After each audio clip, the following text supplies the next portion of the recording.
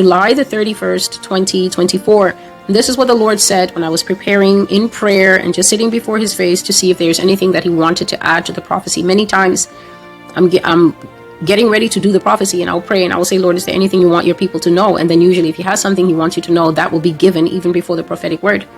God said, Donald Trump will fall into the hands of his co-conspirators and his life will come to an end. He will have a swift, brutal exit.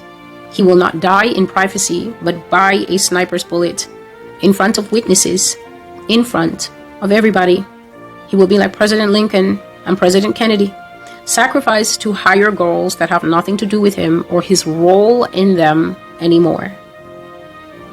So right here, let's hone in on the word co-conspirators. Is that a word that we use for someone who is innocent of conspiracy?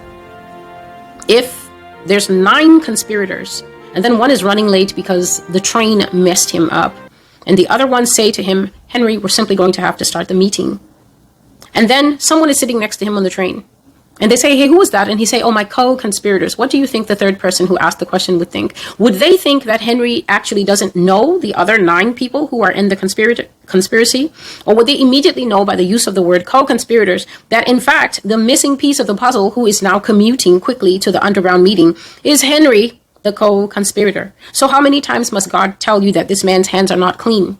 The reason that Donald Trump's hands are clean in the eyes and ears of America is that if he is actually put into his proper designation as one of these who have an opportunity to create for themselves a new world whatever, then America will be unable to tout him as the golden boy and son that he is. You cannot be a co-conspirator and also America's great hope. For America at least has 2 whits of wisdom to know that if she has conspirators against her, all her conspirators hate her. But in order for her to love Trump, he cannot be seen as a conspirator.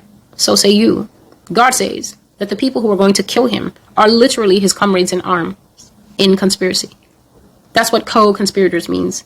It means a worker with, a participant with. And God has been saying this as far back as 2022. The prophecy is called MAGA Deception and the Beast System, where God says that this man is a federal operative, that he is just one flapping wing on a single bird that also has a blue flapping wing. This man would probably golf in public with Obama if he could get away with it. But your eyes are always watching your idol.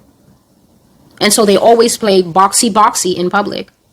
But then they go and they have cigars at the back because you can't see that far back. God says that he's going to fall into the hands of his co-conspirators, and that's how his life will end. A brutal and swift exit. Now, as I explained in the beginning, we're not in the age of coming up close to plunge daggers into the heart. This is in 1442.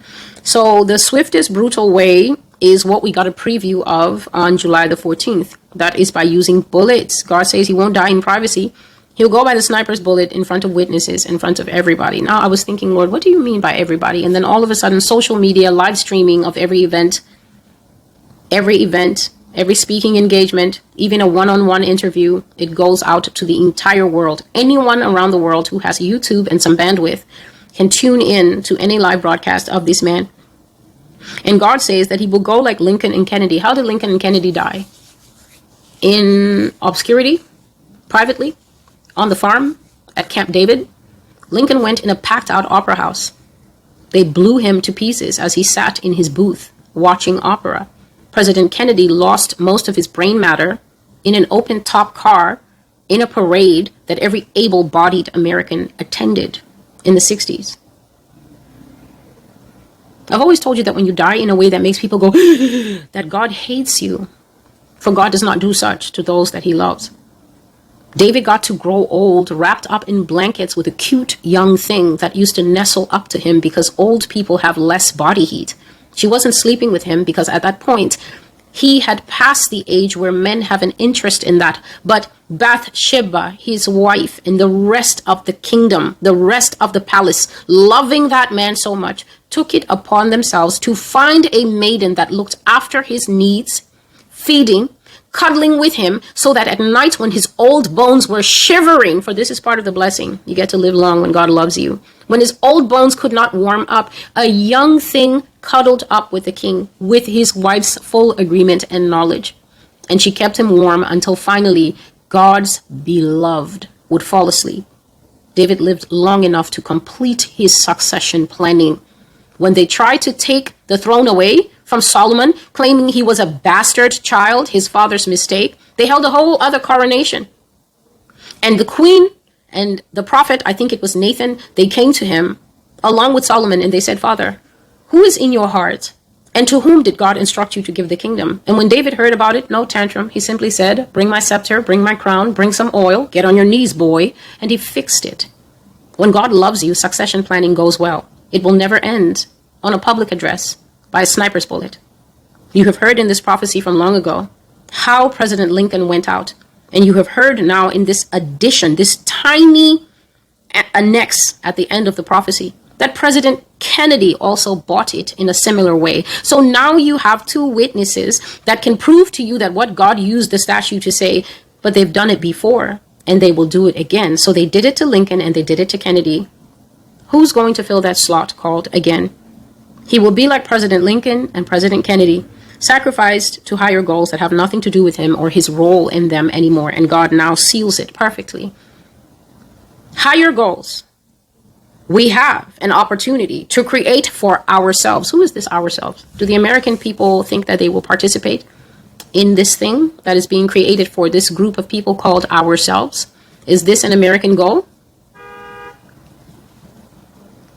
He will be sacrificed to higher goals that have nothing to do with him or his role in them anymore. Again, God says in the face of stubborn people. When someone has a role in something, but they're not going to be playing that role anymore, does that mean that they never played a role in it before? No, the word anymore means we cut you off here. Thank you for your service, Marine. Thank you for your service, Air Force One person. Thank you for your service, Cadet. Thank you for your service, ex-president Donald J. Trump, son and friend of the conspirators who will bring him to a swift and a brutal end.